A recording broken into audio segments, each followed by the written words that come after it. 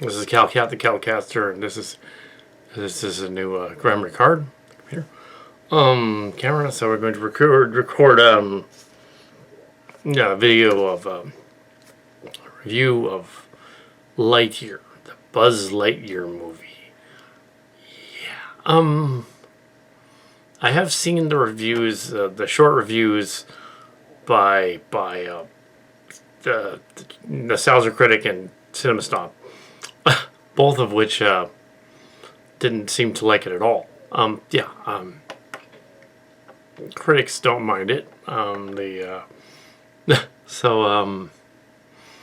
It's allegedly supposed to be the movie that the character Andy in the story was watching in the 90s. And that's what inspired the whole toy line. And the cartoon is different. Even though they reference the cartoon. It doesn't look visually like that, though. Kind of, but no, not really. No. It's more articulated. He's not as round. There's more going on. There's... Yeah, the backstory is completely different. So...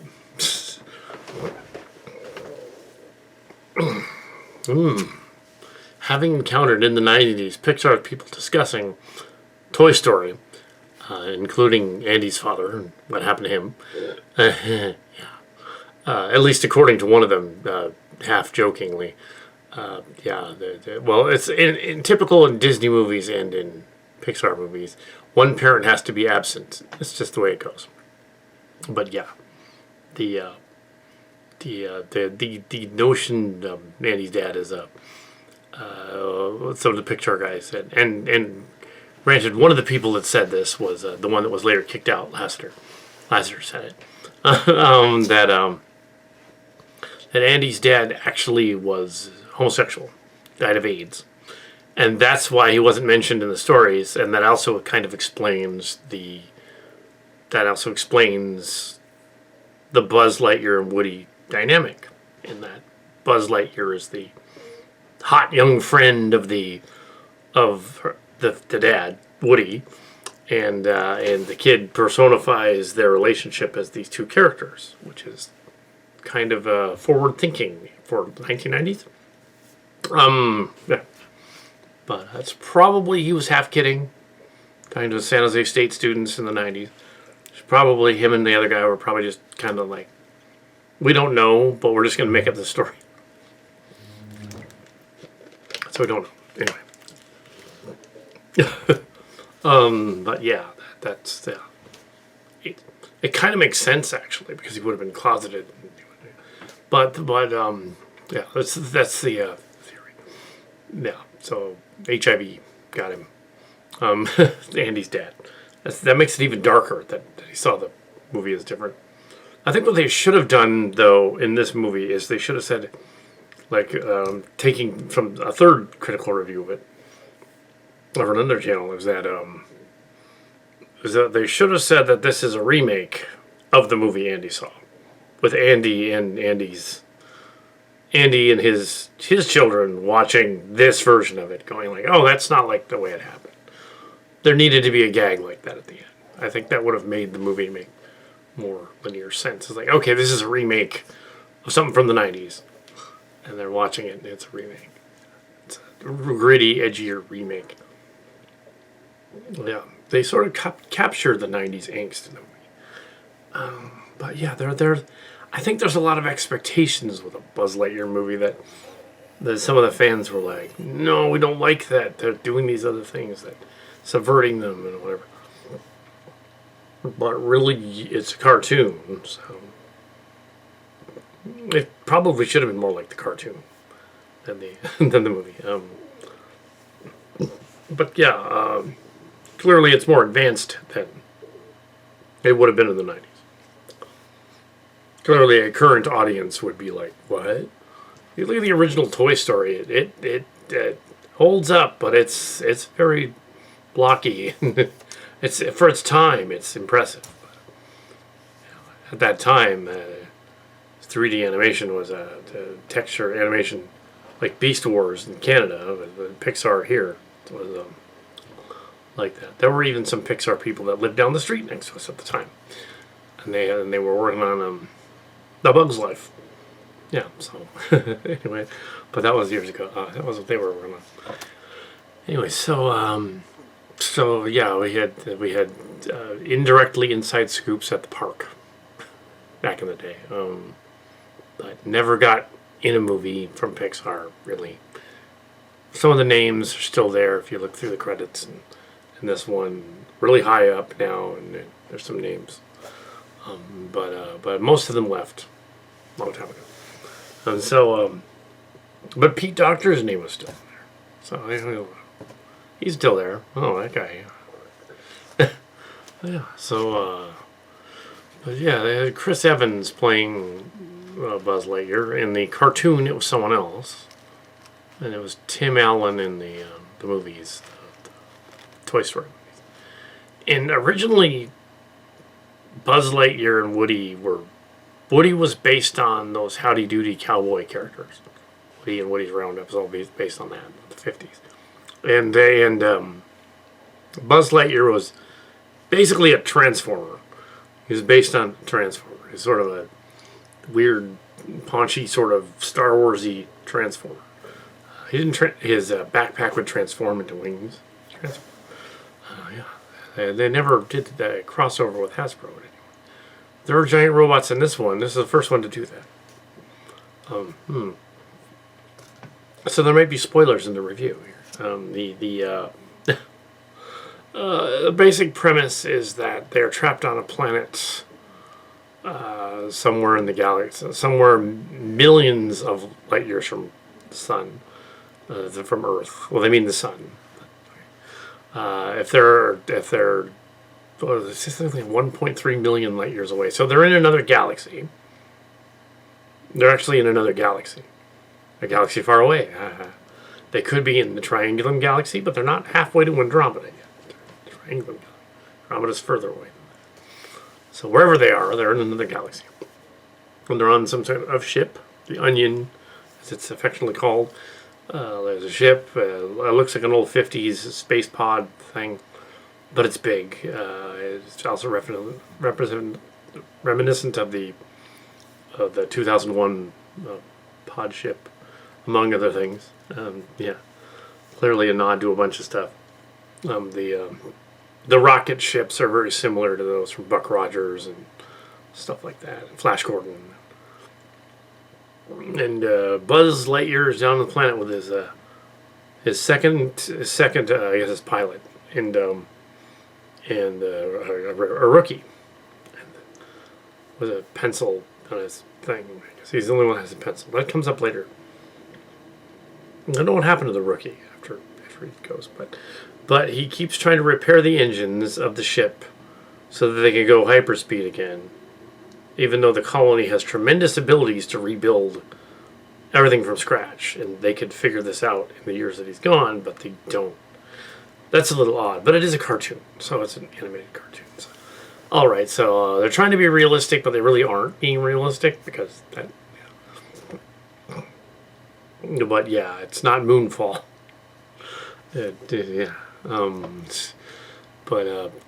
Yeah, they use light speed and superliminal speed in a way that almost seems scientifically plausible, and that if you go faster than light and then come back, you won't age as fast. So years go by, and then more years go by, and more years go by, as you're testing the ship to try and get it to speed. Even though, wouldn't that make everyone there have aged hundreds of millions of years or whatever?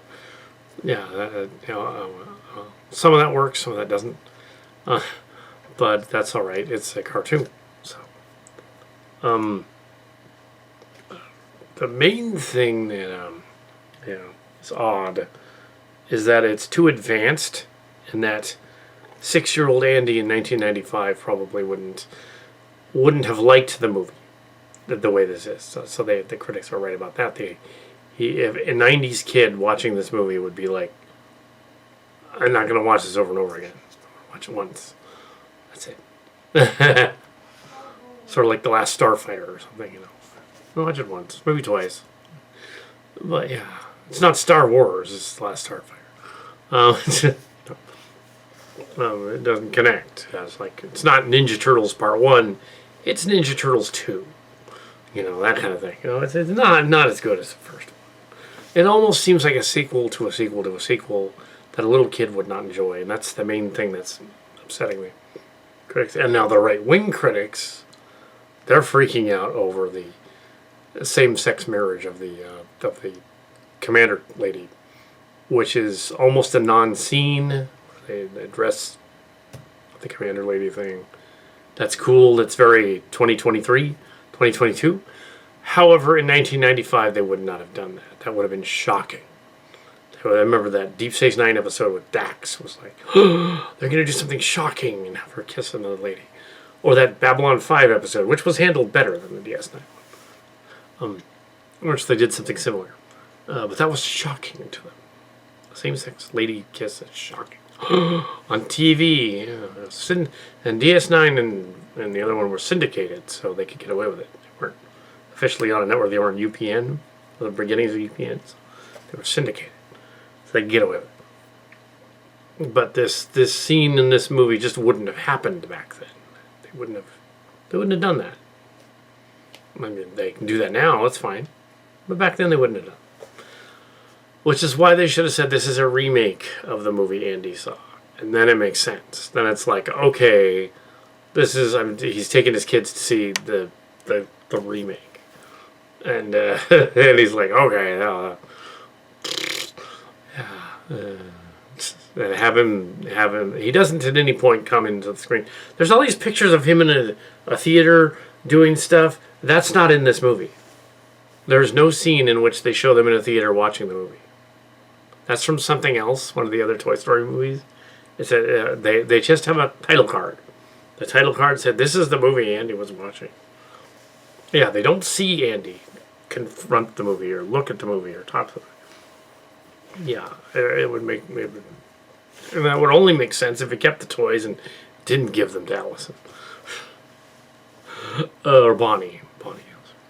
Yeah. Anyway, yeah.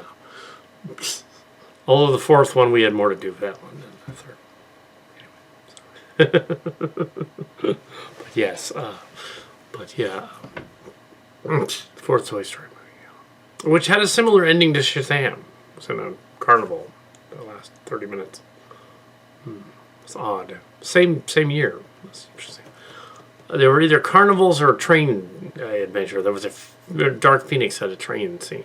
Similar. To Captain Marvel, and they changed it. So it's a train instead of in space. The train the in space scene was similar to the Thanos one and the other one. So these movies are bleeding together. Also, the DC movies were fond of doing movies where it was very dark and dingy for the last 30 minutes. Wonder Woman and Wonder Woman 84, Suicide Squad, the original one, and the sequel to an extent. Except in that one, they put the dark part first. And then fight a kaiju at the end. It's completely bright and colorful. Because James Gunn listened to us and make the ending really colorful. Really, really colorful. Okay, so yeah. He didn't, but he listened to other people. But yeah, so let's just say that. But yeah, Justice League, the Snyder Cut. Yeah, and that was a dingy all the way through. So here we have, here we go back to, Lightyear. So every time he goes into space, he does it 3 or 4 times. Except further and further in the future. And finally, this is the point where the commander lady's gone. Literally gone. Apparently she died. And she left a message as an old lady. And that was a touching moment in the movie. There was a tearing moment in the movie. My granddaughter is now the protagonist, which is in the trailer. And it's almost 100 years later by the end of the by the whole third act. And yeah, jumping that forward in time is confusing. Another reason a little kid who's 6 or 7 wouldn't get that. Don't do that in your science fiction. I did that in my early science fiction when I was in high school. I did stuff like that. I'd be like, I'm going to do this space adventure that spans the universe. And I remember other friends mentioning that, it's kind of Will Kendrick said, I did a short story that expands the entire universe. Like, don't do that. It's too hard to follow. Stay in one place. One thing that was good about the original Star Wars, it stayed in one place, and then it went to other places. But what I don't mean stay in one place on one planet in your Buzz Lightyear movie. Go to other planets. That's silly. But what I do mean is, don't make it universe spanning, lasting generations. That just doesn't work. Don't do that. You can't really relate to anybody that way. And besides, then your bad guy at the end becomes really, really obvious. Yeah. Apparently, these guys are fans of Lost in Space. A spoiler. And Forbidden Planet. Two excellent. The original Lost in Space, yes, and this one too. And the twist ending at the end of the Lost in Space 1999 movie is the same twist ending as in this movie. So, like, implying that this predated the ending of Lost in Space, and Lost in Space ripped off Pixar, because it didn't. This movie came out in 2022. But still, yeah.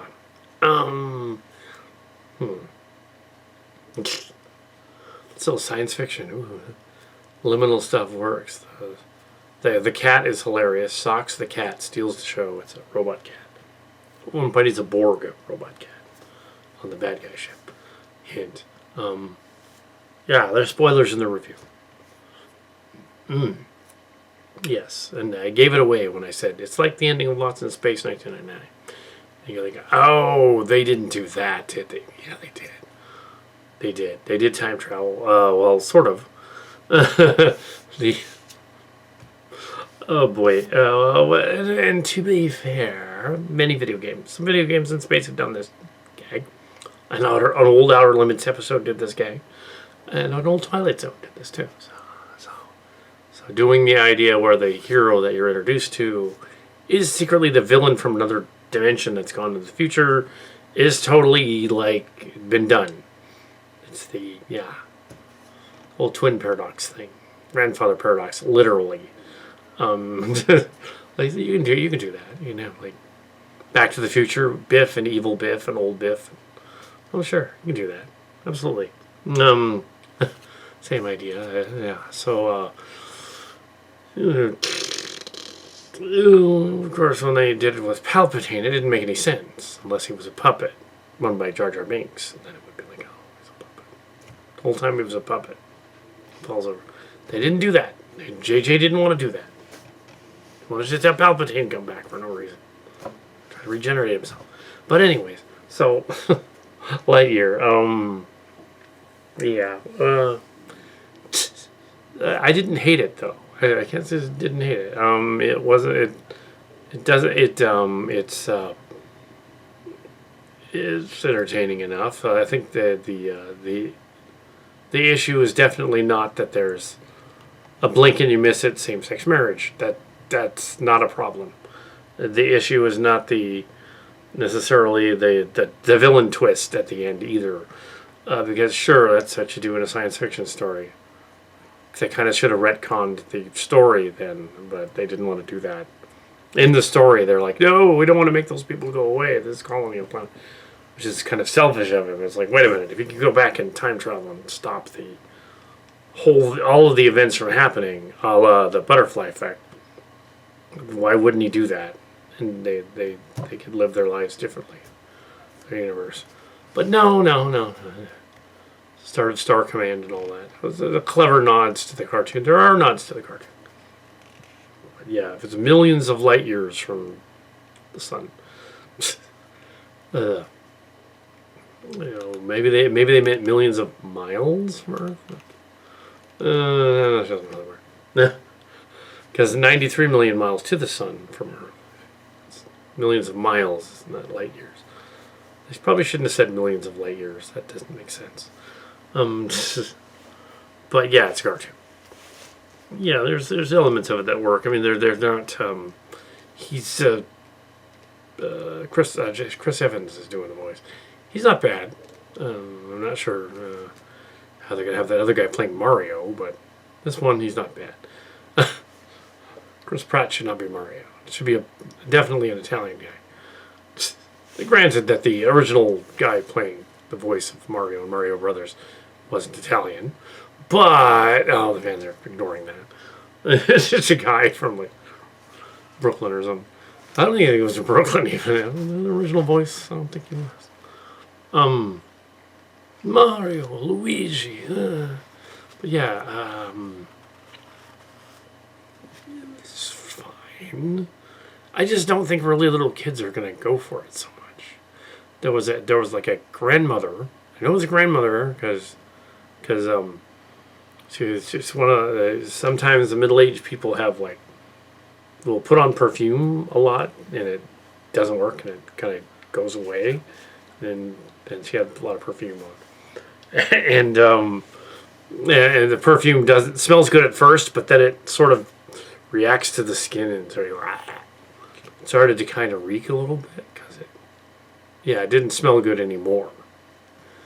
There we go. So yeah, perfume lady and a grandmother and two kids watching the movie. They started out playing with their cell phone, but they turned it off, and then they sort of left before the end credits stinger, and the little robot was talking about the directions. He was still talking about directions. Kal Kat ending, but the Kal Kat ending was actually very, very end when like. Okay, you have the Admiral guy, laser shield. That was the Kal Kat ending. Also, the other Kal Kat ending was Zurg is floating through space and his eyes come back. But yeah, So yeah, there's Zurg's in it. Yeah, put the pieces together. You can figure out what the spoiler is. I won't give it away though. Yeah. Man, I mean, clearly the Brad Jones of giving it a C minus, and Doug Walker hating it like a D or something. I'm not gonna give it that low rating. I'm not gonna go. I'm just saying C.